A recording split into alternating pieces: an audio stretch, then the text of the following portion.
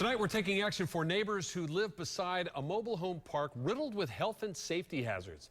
It's the 5th time we've visited the neighborhood since we exposed the problems last November. Tampa Code Enforcement planned to demolish the homes as neighbors cheered. Allison Morrow joins us now with why those neighbors say today they've all but lost hope. Allison? Well, Brendan, these neighbors say the set of 18 mobile homes are worse than ever, which they never even imagined was possible. We are 6 months now after the city set out to tear them all down. They are now falling down on their own, and though condemned, neighbors say they are not empty. It's a terrible neighborhood. It needs to be cleaned up. For 8 months, a notice to vacate stuck to windows. They should never let it run down this way. No one lives inside the homes anymore. Easy to see through all the broken glass. Doing what they want to in there.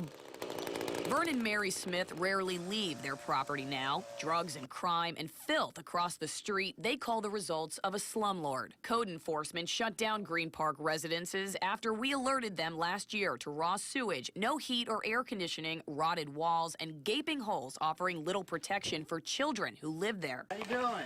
Neighbors finally celebrated the end until... Well, it's at a standstill now, and I've just about gave up hope. As code enforcement started tearing down the first home, they stopped. The city tells us the landlord appealed the demolition. They claim they can't do anything until negotiations end. Yeah, I think it's worse. It's all run down. There's no upkeep to it. Vacant now for half a year. Neighbors say criminals use the homes for prostitution and drugs. Green Park's drawn code officers since the early 90s, 2 decades of violations that somehow continue even after its closing. This is where your property value is. This is where we get taxes from.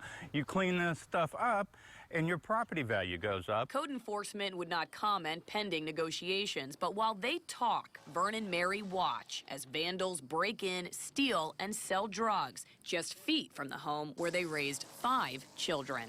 But now, I wouldn't raise a family here. Never. Now, the city estimates it will cost taxpayers $66,000 to demolish the homes. That's in addition to all of the thousands of dollars they spent relocating the residents. I did contact Tampa City Councilman Frank Reddick today. He does plan to bring up the issue at Thursday's City Council meeting in order to get some relief for those neighbors.